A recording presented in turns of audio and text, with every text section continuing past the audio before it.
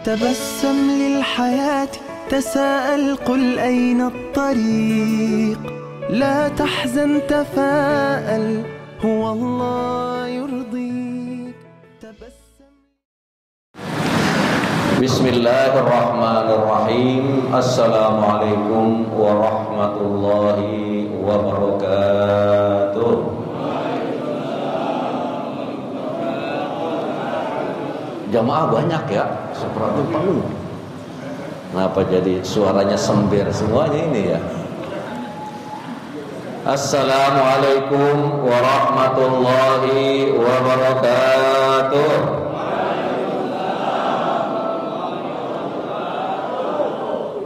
Mesti dipancing, disundut baru dah.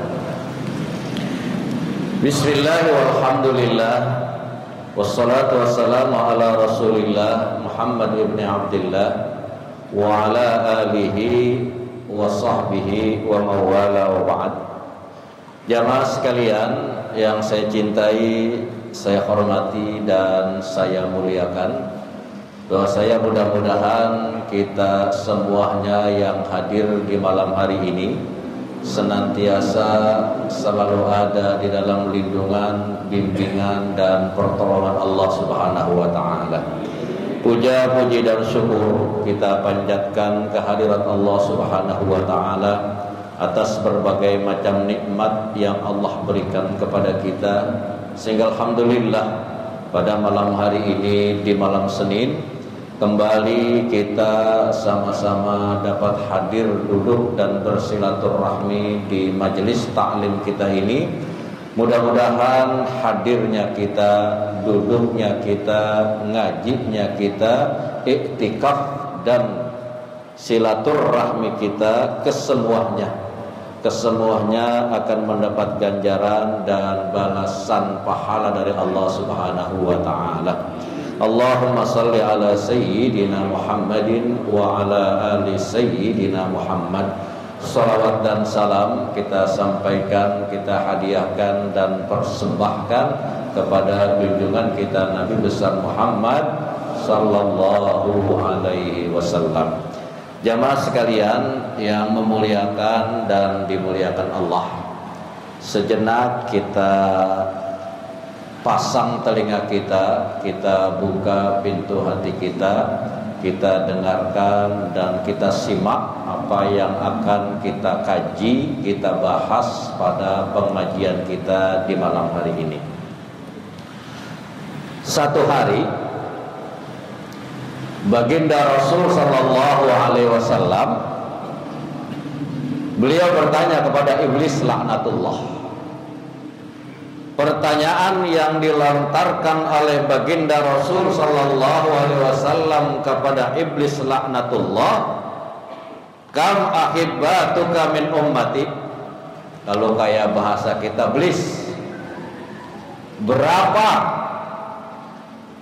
golongan, berapa kelompok orang-orang yang dari umatku ini yang sangat amat engkau cintai. Iblis, berapa golongan iblis? Orang yang paling kamu sukai, orang yang paling kamu cintai, orang yang kamu bimbing, orang yang kamu rayu, orang yang kamu tipu, orang yang kamu bujuk dari umatku. Lalu apa kata iblis laknatullah? Asaratu nafarin. Ya Muhammad, sesungguhnya ada 10 kelompok manusia dari umatmu itu aku suka banget sama mereka, senang banget aku sama mereka. Detik apapun, menit apapun, jam berapapun, pokoknya aku selalu bersama mereka. Aku selalu siap menolong mereka, membujuk mereka, merayu mereka. Nih kata iblis, ada 10 kelompok manusia. Nah, manusia ini benar-benar amat dicintai, disayangi oleh iblis laknatullah. Pertanyaannya buat kita, kira-kira kita semuanya ini gimana? Mau nggak didemenin? Mau nggak dicintai? Mau nggak disayang sama iblis? Mau nggak? Ayo, kali ini kita berharap dari sekelompok umat Nabi Muhammad yang disukai, dicintai, disayangi oleh iblis, mudah-mudahan kita satu orang pun jangan sampai ada ini. Dan inilah yang akan kita bahas pada pengajian kita di pertemuan malam Senin ini. Awaluhum, yang pertama dari sekelompok manusia, yang pertama dari 10 kelompok manusia dari umat Nabi besar kita Muhammad sallallahu alaihi wasallam yang oleh iblis sangat amat dicintai dan disayangi adalah al-imamul jair, adalah pemimpin yang zalim. Ini kalau dari tingkat RT ya RT-nya zalim. Kalau dari tingkat naik dikit ya RW, naik lagi ke atas lurah, naik lagi ke atas camat, naik lagi ke atas bupati, wali kota. Kalau tingkat kementerian ya menteri. Kalau negara berbentuk kerajaan ya raja. Kalau negara berbentuk kesultanan ya sultan. Kalau negara berbentuk republik ya presiden. Sungguh iblis laknatullah itu sangat amat sayang, sangat amat cinta kepada siapa? Al-imamul jair, kepada pemimpin yang zalim, pemimpin yang mengutamakan kelompoknya, pemimpin yang mengutamakan reguknya, geruknya, partainya, yang memperkaya dirinya, memperkaya kelompoknya, bukan memikirkan bagaimana mensejahterakan rakyat. Nah, pemimpin-pemimpin yang seperti inilah, pemimpin-pemimpin yang zalim inilah kekasihnya iblis. Apapun dari setiap langkahnya selalu mendapat bimbingan dari iblis. Dibujuknya, dirayunya, diajarinnya bagaimana caranya supaya berbuat lebih zalim lagi. Nih, makanya hati-hati yang para jadi pemimpin, ketua RT, ketua RW, lurah, camat, bupati, wali kota, menteri, dan seterusnya. Kullukum ra'in wa kullu ra'in mas'ulun an ra'iyatihi. Semua dari kita ini adalah pemimpin dan akan dimintakan pertanggungjawaban nanti di hadapan Allah. Nah itulah, siapapun yang mempunyai predikat sebagai seorang pemimpin, kemudian pemimpin ini zalim, maka sesungguhnya pemimpin inilah yang ada di keteknya iblis. Pemimpin inilah yang sangat amat disukai dan dicintai oleh iblis. Jamaah sekalian yang memuliakan dan dimuliakan Allah, Iblis sudah pasti. Awalnya iblis itu namanya Azazil. Dia dari bangsa jin, tapi tingkat ibadahnya sama dengan malaikat. Tapi ketika Allah Subhanahu wa ta'ala menciptakan makhluk baru yang namanya Adam, kemudian malaikat dipanggil oleh Allah Subhanahu wa ta'ala untuk sujud tahniah, untuk sujud menghormati makhluk Allah yang baru yang namanya Adam. Seluruh malaikat fasajadu illa iblis.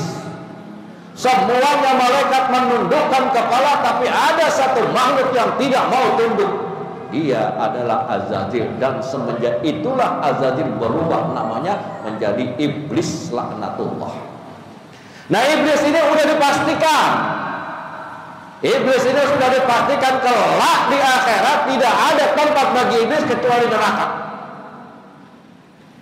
Nah, kemudian ketika iblis laknatullah sudah dipastikan nanti di akhirat tempatnya tidak lain adalah neraka, kemudian iblis berupaya dan berusaha mencari teman sebanyak-banyaknya, mencari sahabat, mencari teman sebanyak-banyaknya untuk menjadi temannya kelak di neraka, termasuk adalah bangsa manusia.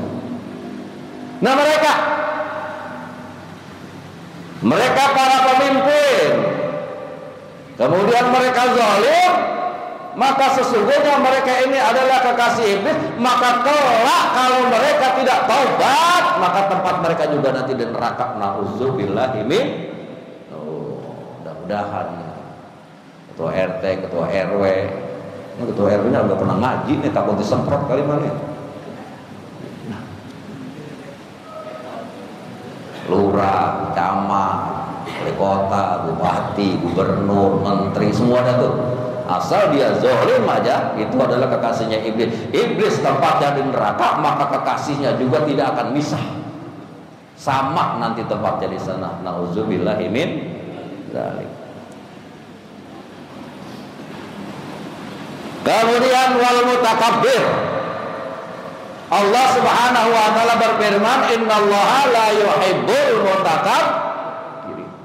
Sungguh Allah Subhanahu wa taala sangat tidak amat suka kepada orang-orang yang sombong. Iblis tidak mau sujud kepada Adam sesuai dengan perintah Allah, itu adalah karena sifat kesombongannya. Maka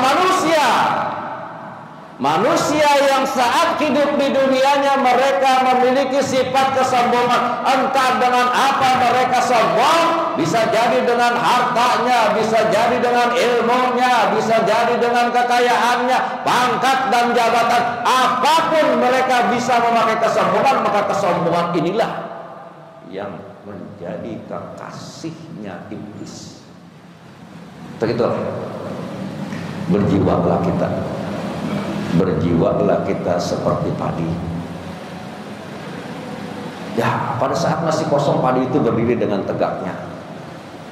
Tapi semakin berisi, maka padi itu pun akan semakin tunduk. Hendaknya kita mencontoh dari apa yang Allah ciptakan ini. Artinya bagaimana? Kita bisa sombong dengan apapun dalam kehidupan ini.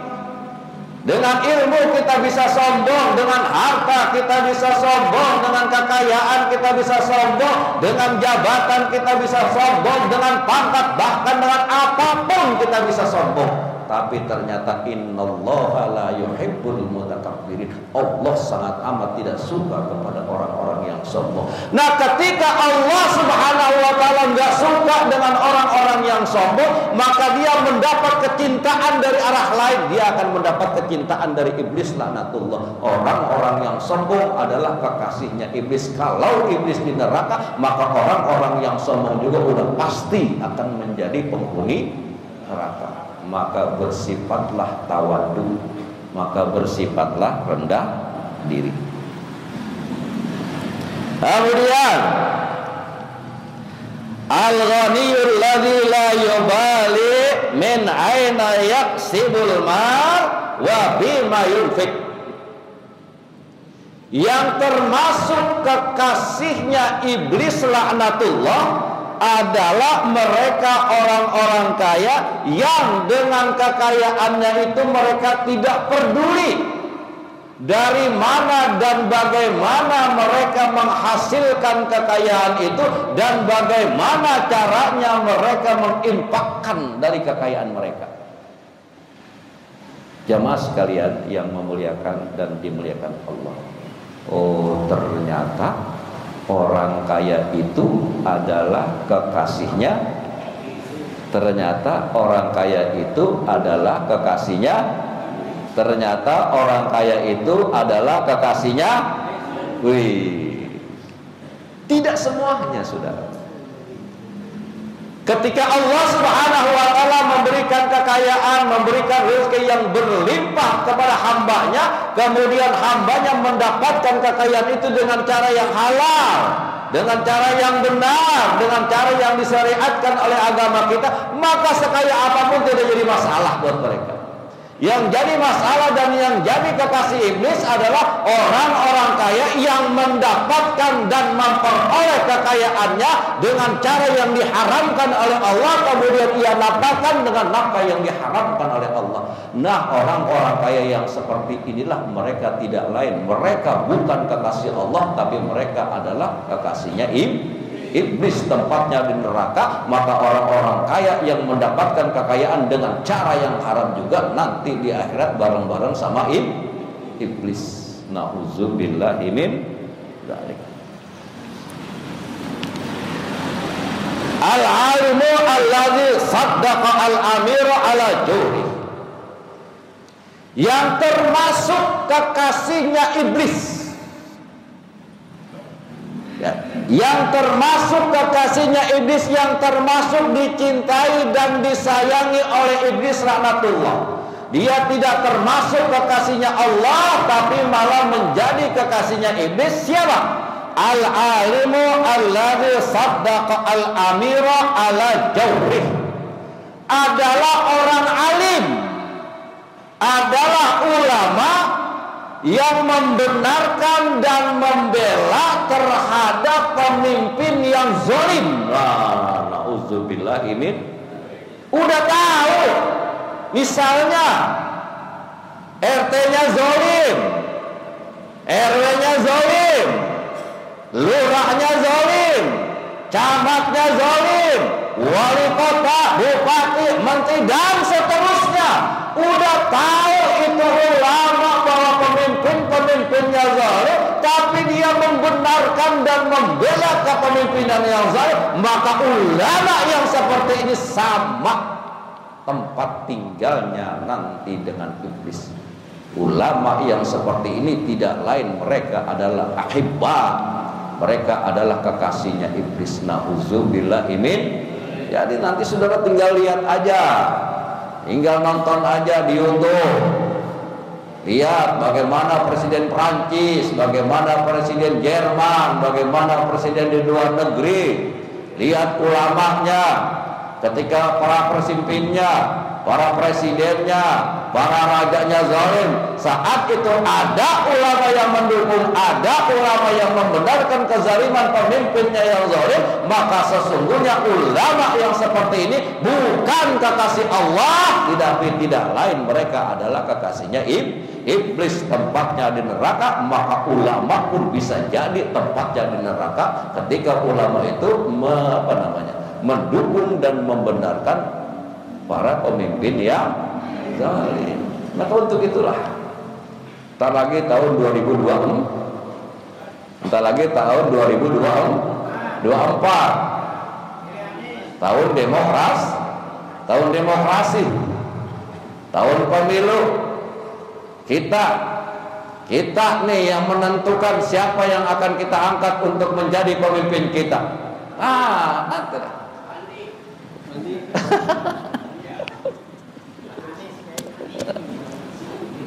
Kita berharap